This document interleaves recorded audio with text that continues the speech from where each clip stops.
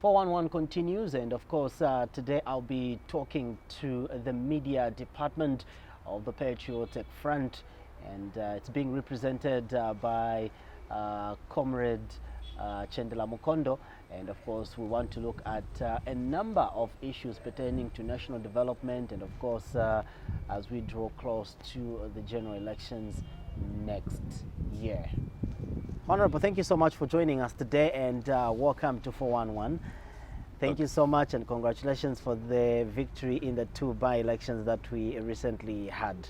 Thank you very much. It is all smiles. It means we are still on the ground with the people, and the people of Lukashya have given us a pack on our backs, and then also Mwansabobwe, it's the same language. And I would want to also take this opportunity to greet our viewers out there. Good afternoon. It's always good to have you, and thank you so much for coming. First things first, I think just how do you look at your party's performance in the just ended 2 by-elections? Comrade Zulu, this has been so exceptional that at a time when you look at these elections, the figures, like the one for Lukashya, where we had almost dwindled to somewhere like 6,000, but this time around we had gone as far as the 13,000 against our opponents, who came up with a paltry 2,000. It's really encouraging, because people were asking, are you still on the ground? So for us, this one, it's a check. It's a validation of our presence in our stronghold. And I wouldn't want to use too much of the word stronghold, because if you talk about these other things of stopping the vices, they normally encourages people to say, no, this is a stronghold, this is what. But naturally, we can say that that's our bedroom. And the performance, it's a resounding victory, which is telling us that we are still very much on the ground. And the opposition, they are ashamed, in the sense that they thought maybe they had penetrated our bedroom. So basically for us, it's a very good litmus paper, or I wouldn't want to say litmus paper, but a validation sheet on which we have passed the test. And this also comes back to Lusaka, where we had, you remember, the mayoral by-election, where unfortunately we had lost a gallantry leader, the mayor of Lusaka, and where we saw the emerging one of Mwansabobwe. So basically with us, when we had that resounding victory in 2018, it shows that we are still consistent with that approach, and we have made some good inroads, especially if you go to just here where it used to be read, Chilanga, Kafiwe. It is telling us that our party, it's a growing party. So basically with us, the Lukashya victory and the Mwansabobwe victory, it's sealing that people of Zambia, they are going with the Patriotic Front. People of Zambia, they are comfortable with our developmental agenda. Though it's a very difficult pill to swallow, development is cardinal. And you know, all these nations, you go to South Africa, you go to Dubai, you go to China, it's all about infrastructure development. So we are laying this foundation, and the people of Zambia, they are appreciating this foundation which we are laying. And this foundation, it's going across the nation. That is in the communication ministry. You talk about the election of mass. We talk about the energy sector. But these challenges, you might find that we are facing these challenges that gold shedding. And these are some of the challenges they were saying that they will make the people not to vote for us, but the people, they understand our language. And we want to thank the people of Lukashya for that, for giving us that victory, especially that Lukashya was under an independent. For us, we had very low numbers there. And if you look at the UPND, it has not made any inroads, because the MMD was coming number 2, a very strong contender in all these areas. For us, we want to thank our people of Lukashya, Mwansabobwe, and then also this by-election which happened on the Copper Belt Rural and then Western Province. We say we thank you, and we also thank the leadership of one Edgar Chagwarungu, who is a peaceful man and who has walked the talk. And then not forgetting our Secretary General, one Davis Mwila, who has continued steering the Patriotic Front to higher heights. Because from the time we took over, we have been adding more MPs, more councillors. For us, we are comfortable we are a growing party. You're a growing party. Yes. But there are some people are still raising the accusation of you guys using intimidation and also using, you know, your power in terms of cash to, you know, buy people, buy votes. You're still being accused of all those allegations. What's your say? You know, it's very unfortunate. If you look at the northern region, we had experienced a very heavy downpour. We had the floods on the northern region, up to eastern province, Malambo there. These are regions which were submerged, they were underwater. And we had almost 4.5 million people who had lost their homes, lost their properties. And the DMMU has been on the ground. The Office of the Vice President has been on the ground distributing the necessary necessities for our people. So basically when you hear the opposition, they are talking about, you know, the DMU have been seen there. In fact, the election, they found them, they were already there, stationed there, and they have been assisting people. So they ended up even getting old pictures, even pictures which were happening during the floods. They are the one which were showing, distributing or showing across the nation. It's unfortunate. But for us, we know that if somebody is pointing fingers at government programs, it's unfortunate. And for us, we will continue distributing these the input programs, the input under agriculture, the Ministry of Agriculture. They are already these programs which are rolling. Even today, after an election, you go into these areas, you find that the government has continued going to our people out there. So basically, this talking of ditching our money, it's baseless. It's just that these people now, they are disgruntled and disillusioned. They have no leadership in their own circles. So for us, we have done justice, and the people of Mwansabobwe, the people of Lukashya, they have demonstrated that this is a litmus paper. This is what is happening, how people are looking at the Patriot Front. So basically, we look forward to having, you know, constructive criticism. And this also goes to the MMD. The MMD were taken aback when Nevers Mumba came up with such allegation against the ECZ and then also against the PF. Because we never saw Nevers Mumba even in the northern province. Is it in Lukashya and Mwansabobwe campaigning? Or what we know that they have gone offline. And for him to dream that he has any presence, it's unfortunate. This is what the election are showing. Nevers Mumba is nowhere to go. It's a two-horse race thing as we go approach 2021. For the UPND, we can give them at least a pat on the back. Them, they have been there. We saw them, even the UPND. And when you talk about the intimidation, Gary Nkombo was head, is it on Radio Phoenix on Monday? He told the nation that they had a free range.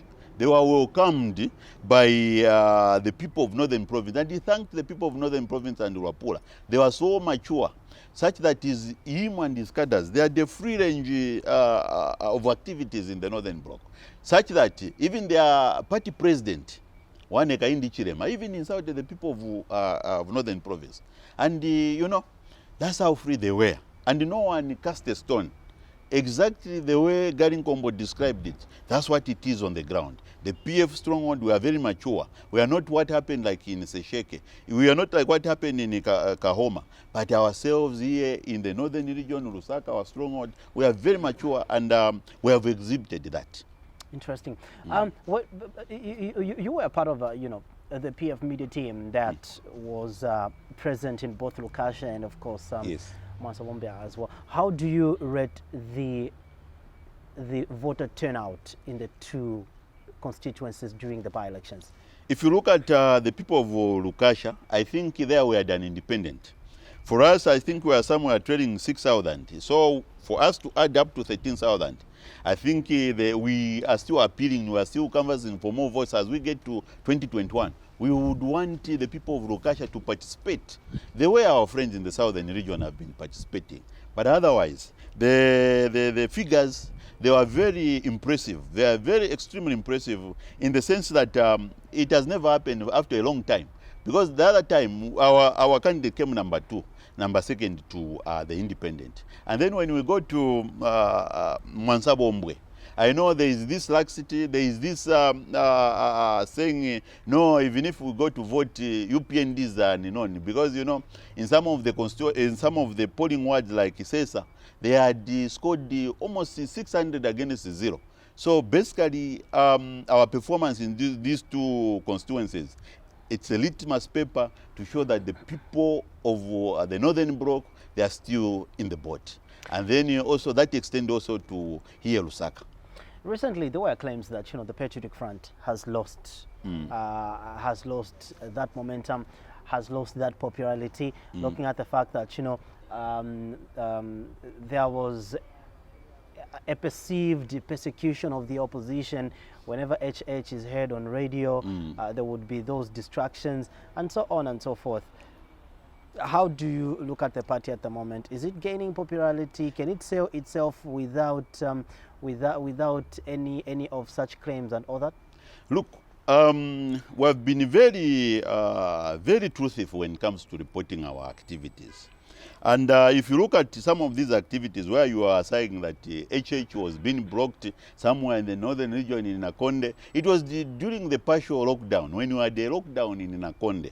And then others, they were happening on the Copper Belt. But basically, as a Patriotic Front, we are very comfortable that the maturity that were exhibited during these elections, except where you find that these sympathizers who were arrested, and I'm happy that the police took action in arresting those, is it 3 cadres who were seen to be maliciously damaging a stationary vehicle, which was also suspected to be from the UPND. That cannot be encouraged. And we are against such activities because we are a smart party. And as a smart party, we always say, Urubulifiko. We will always distance ourselves to all those people who are fighting. So basically, for us, the image of the Patriotic Front still remains. We are a peaceful party, and we have demonstrated these elections. People were free to go.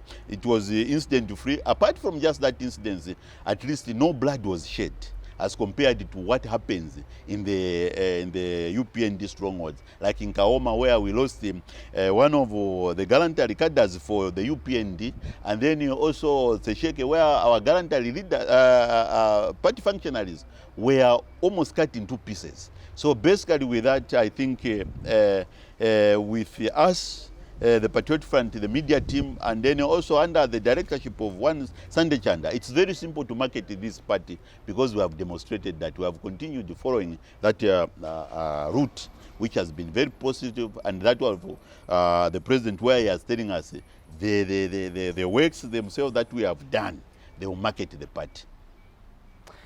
Let me get to the issue of violence now, political violence in short. Yes. Exactly. In your own opinion, and of course as a party, what are the root causes of political violence, especially during by-elections or during elections, to say? You know, I was trying to avoid the word of strongholds, stronghold that, stronghold this. These are some of the things that triggers violence.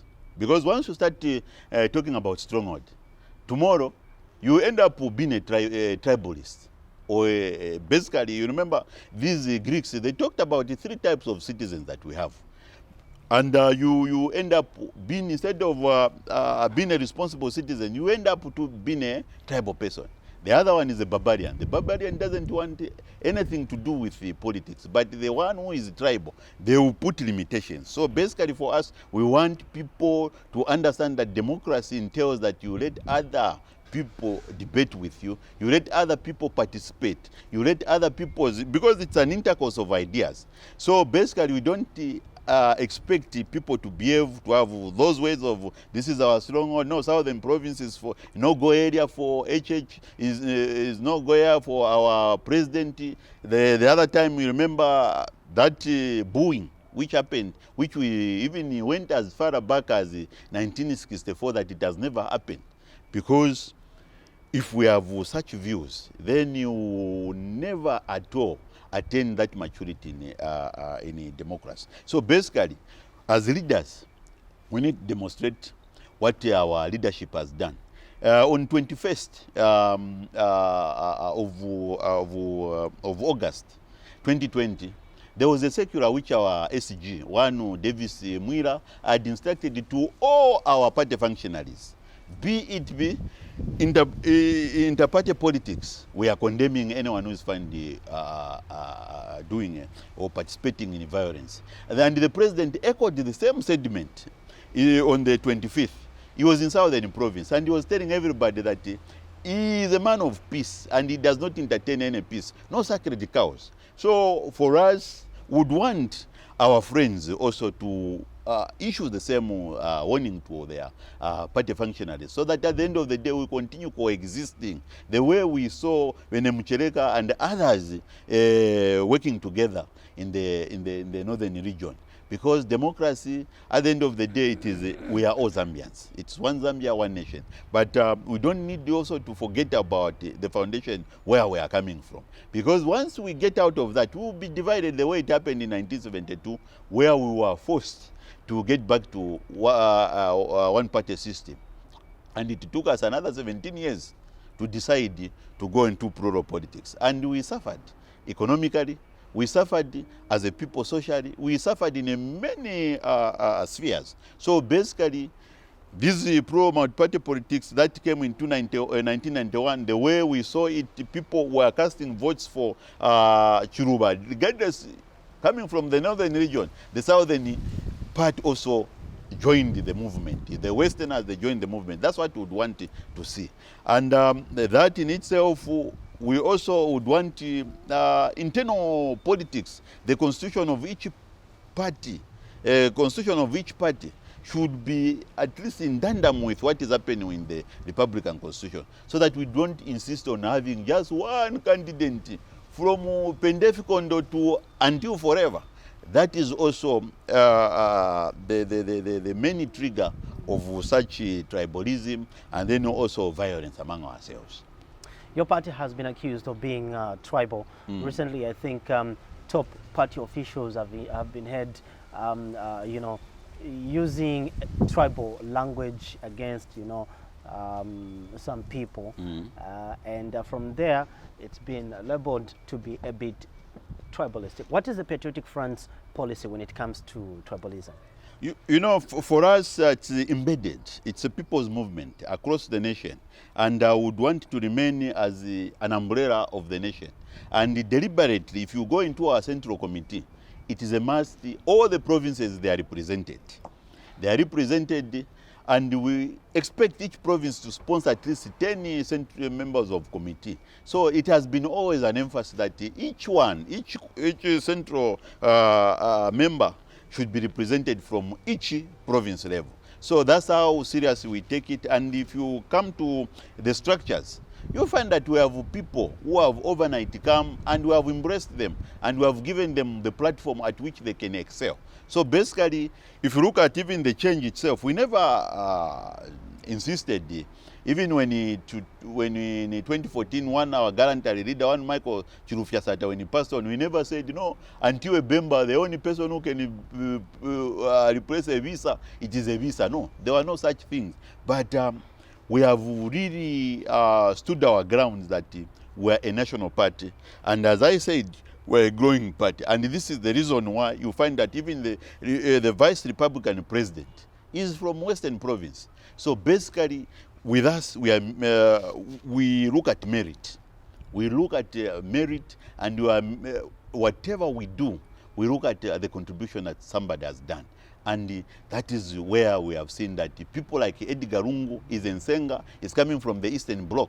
He's now in charge of the Patriot Front. The Vice President is from Western Province. He's now in charge of the Patriot Front. The Defense Minister is from Luapula. He's now in charge of the Secretary General could be from Luapula. But we have made sure that all these other party functionaries, they are on board. So basically, when it comes to that, to us, it's a deliberate policy. Individuals from different regions must be integrated into the Patriot Front. That is at provincial level, at the district level, at constituency level, at ward level, even up to branch level and sectional level. As a party, how do you respond to individuals who seem to be spearheading, tribal, or who exhibit tribal tendencies. How do you handle that? What kind of discipline do you usually enforce on such individuals who seem to be a little tribal?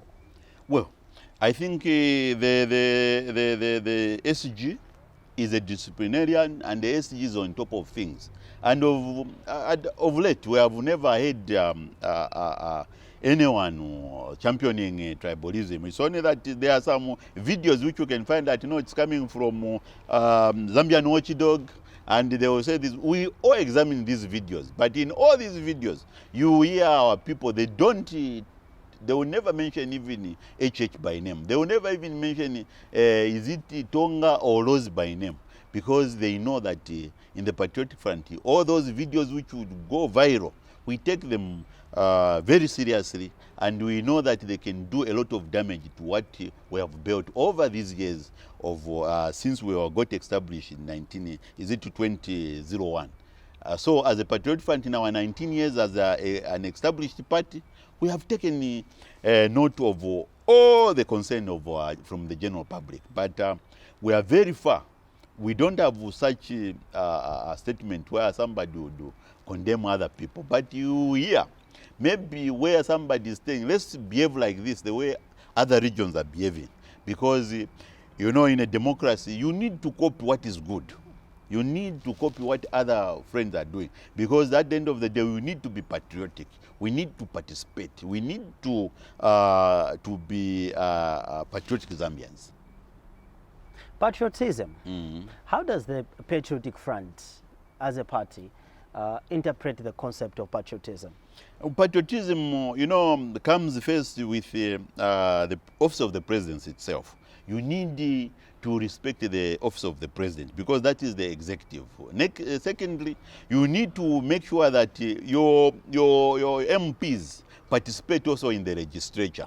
And you make sure that you make laws that are equitably for every Zambian, and that gives equal opportunity to all the Zambians. And then when it comes to the judiciary, we expect the Electoral Commission and then also the judiciary wing to be very independent, the way it has been happening under the leadership of one Edgar Chagwalungu. You would hear the Concord would make their own free decision. And that's where patriotism comes from. So we respect the three arms of government.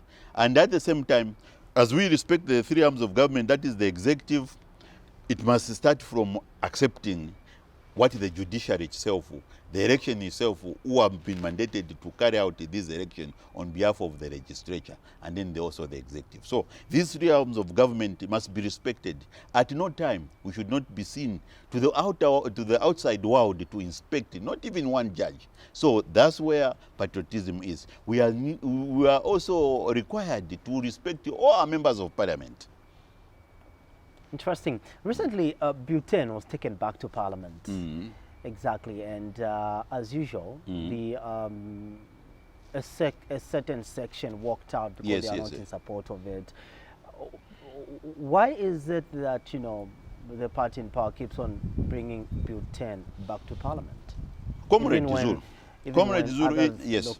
Look, Comrade Zulu, the Patriot Fund in 2011, we were ushered into power on the premise that we are going to give our people a people-driven constitution.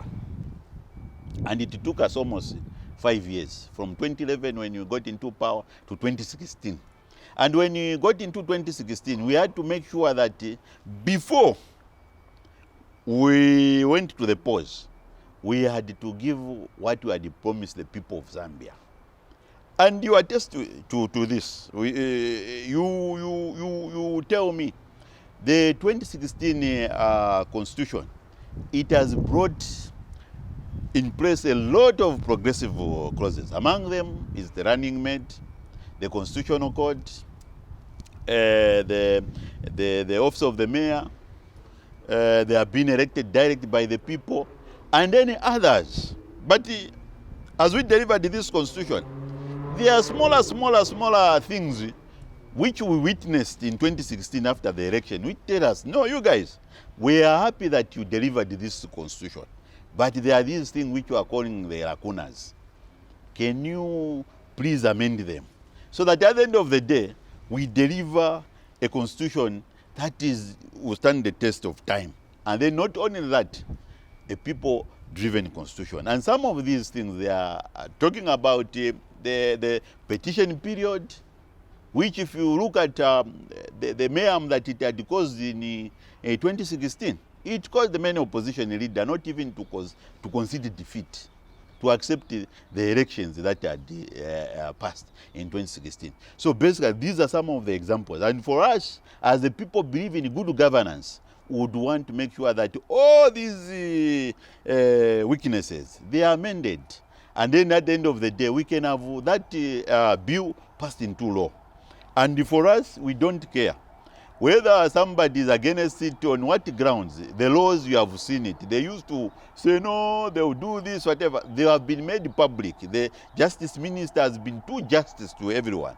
And everybody knows the clauses which are in the Bill 10. So it's unfortunate for people to start continue working out. And this is what we are talking about. Let's work together. You talked about being patriotic. So our friend, if by walking away, that's been unpatriotic, because why should you deny yourself or helping? Is it people who are disabled with disabilities also to have representation in parliament? Our women to have representation in parliament. Why should you just have that bad heart? You just want to see yourself to be in parliament. So these are some of the things we want to take our constitutional level to another level, so that at the end of the day, when they are making judgments, pronouncements, everybody must be happy. Do you think your friends from the other camp who are not in agreement with Bill 10 are unreasonable? They are very unreasonable, because you have seen it. What is bad about Bill 10? Is it extending the length of Edgar Lungu to 2036 or whatever? Is it extending anyone to any new term? No. Is it as they were talking about? I don't know. There were a lot of things that they had, a lot of notions that they have thrown to the public. But I am happy that now the public, they have these, all the 10 clauses, they have gone through them, and no one is seeing any problem with it. It's only that, you know, they want to thrive on negativity. They would want to attach Bill 10 to what we are going through. The energy challenge, the road shading, the meal prices, but all these things, they are far independent from the Bill 10. Look at getting a certain percentage that is required for, you know, for the bill to pass into law. Well, we have done our homework, and for us, it's a democracy. Would want, if they themselves they want it to die like that in the legislative, we follow all the stages. We don't want, at the end of the day, to say that we want to come and tell them, you are the people who complained. You are the people who shut down a Bill 10. So basically for us, the MPs for the Patriot Front, they are doing a commendable job, and they are doing what they have put in office to do in the legislature. So basically, the problem now, it is in the hands of the opposition. And any reasonable opposition leader, opposition MP, and we have seen a lot of people, they have come to realize it's just bitterness that is sown in their midst. People who are very professional, like Lungwangwa, they have come out and they have spoken. Others from Northwestern, they have also come out. So basically, for us, it's that one of talking to our friends, negotiating with them, agreeing with them, so that they see that this document, it's good for everyone. You're still watching 411. We continue after this.